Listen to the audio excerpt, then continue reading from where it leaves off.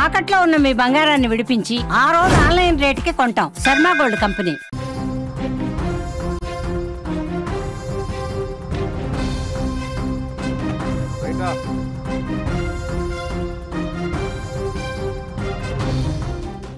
Breaking news చూస్తున్నాం. America అధ్యక్షుడు Donald Trump తాజాగా 12 దేశాల పౌరులకు అమెరికాలో ఎంట్రీకి నిషేధం విధిస్తూ కీలక ఉత్తర్వులను అయితే జారీ చేయడం జరిగింది. దీంతో ఆయా దేశాల వారు అమెరికాకు వెళ్లాలంటే కఠినమైన ఆంక్షలు ఎదుర్కోవాల్సి వస్తుంది.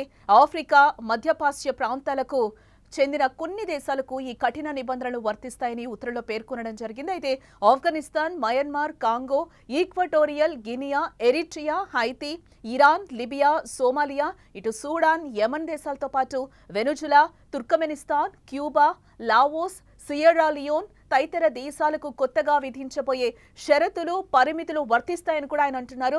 వీసా ఉన్నవారికి అనుమతి, కొత్త దరఖాస్తులపై కఠిన నియమాలు విధించారు.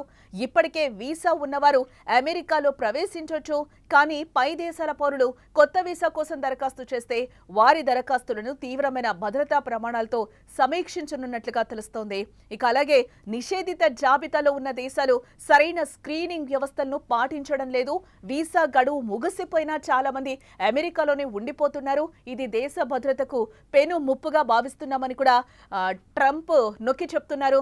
ఇటీవల కొలరాడోలో జరిగిన దాడిని ప్రస్తావిస్తూ నిందితుడు ఈజిప్టు పౌరుడని, వీసా గడువు ముగిసినప్పటికీ కూడా దేశంలోనే ఉన్నాడని వెల్లడించారు.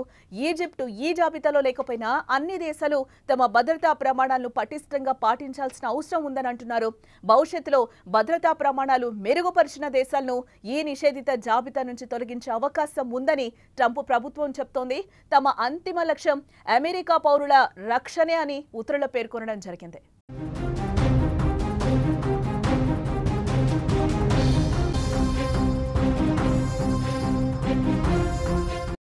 ఇక ఇదే అంశానికి సంబంధించి మరింత సమాచారం మా న్యూస్ ఎడిటర్ తిరుమల్ మరింత సమాచారాన్ని అందిస్తారు.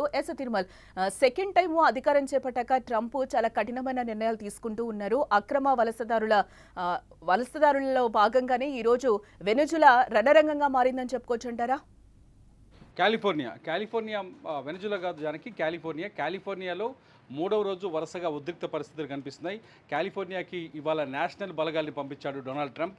ఎందుకంటే కాలిఫోర్నియాలో ఉన్న అక్రమార్కులని, అంటే అక్రమ వలసదారుల్ని, ఎటువంటి పత్రాలు లేకుండా లేకపోతే ఇతర దేశాల నుంచి వచ్చి ఇక్కడ స్థిరపడ్డ అక్రమ వలసదారుల్ని పంపించడంలో ఆ కాలిఫోర్నియా గవర్నర్ గవి న్యూసన్ పూర్తి స్థాయిలో విఫలమయ్యారని చెప్తూ ట్రంప్ ఇవాళ ఉదయమే ట్వీట్ చేశారు. కొద్దిసేపటి క్రితం లాస్ ఏంజల్స్ మేయర్ కూడా కరెన్ బాస్ కొద్దిసేపటి క్రితం ఆమె ప్రెస్ మీట్ పెట్టారు.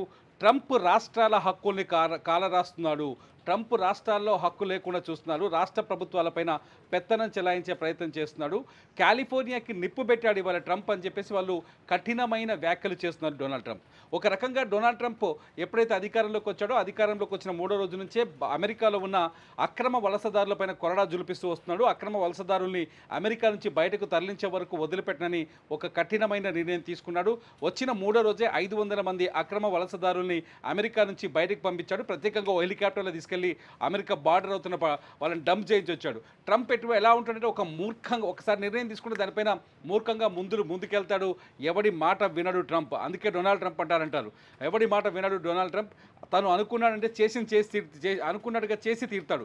ఇప్పుడు సేమ్ అదే తన మూర్ఖమైన విధానాన్ని, లేకపోతే తన కఠినమైన విధానాన్ని ఇవాళ కాలిఫోర్నియా మీద అమలు చేస్తున్నాడు. దీనిపైన కాలిఫోర్నియా రాష్ట్ర ప్రభుత్వం కూడా తిరుగుబాటు చేస్తుంది.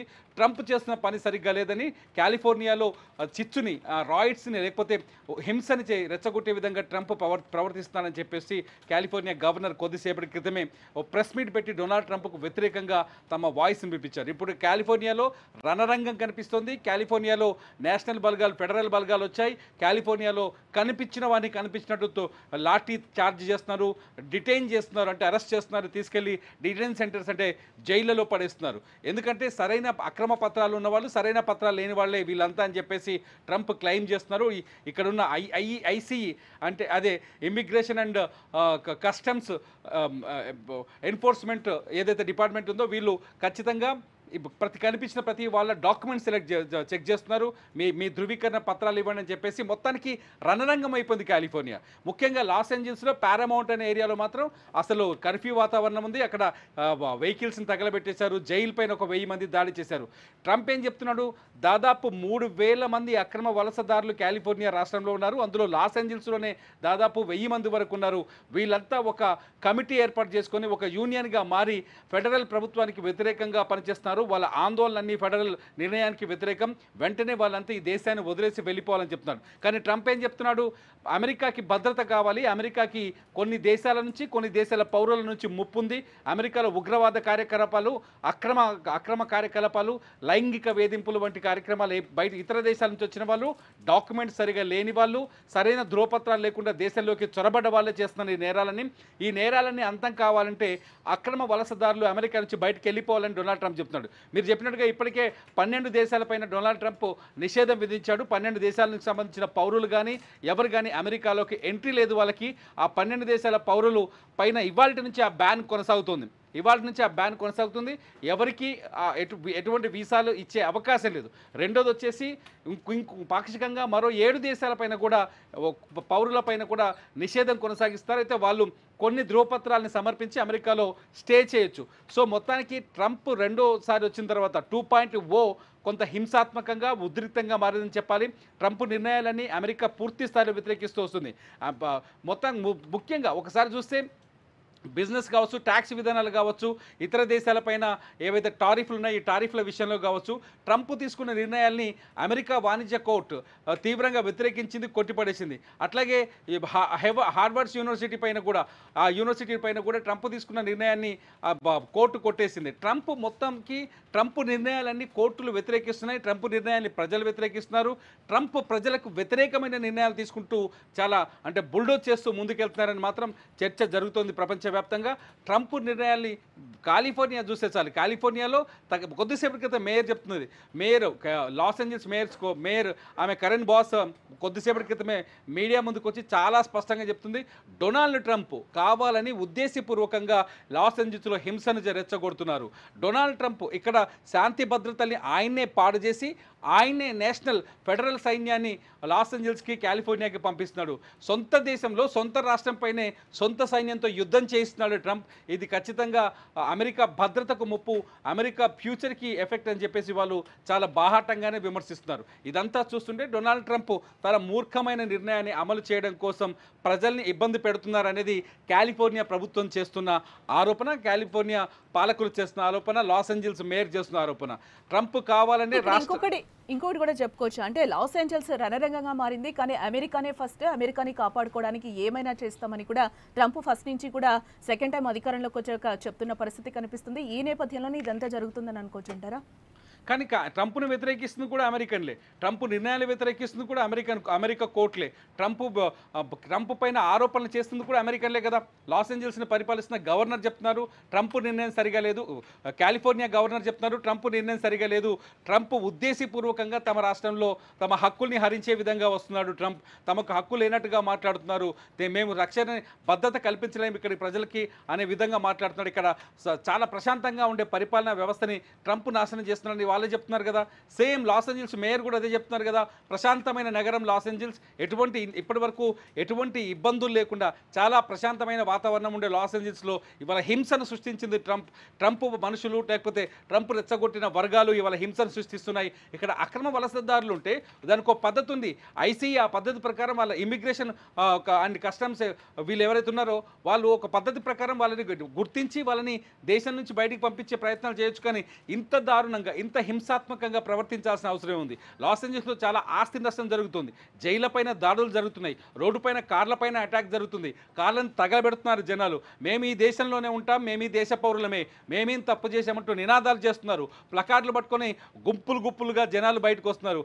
ఆడమగా తేడా లేకుండా అందరూ ఆందోళనలో పాల్గొంటున్నారు. పిల్లల్ని తీసుకొని వస్తున్నారు, మమ్మల్ని ఈ దేశం నుంచి బయటకు పంపిస్తారంటూ ట్రంప్ని ప్రశ్నిస్తున్నారు. అక్కడ ఆందోళనకారులకి కొంత కాలిఫోర్నియా గవర్నమెంట్ కావచ్చు, లేకపోతే లాస్ ఏంజల్స్ మేయర్ కావచ్చు, వీళ్ళ సపోర్ట్ కొంత ఉన్నట్టుగా తెలుస్తుంది.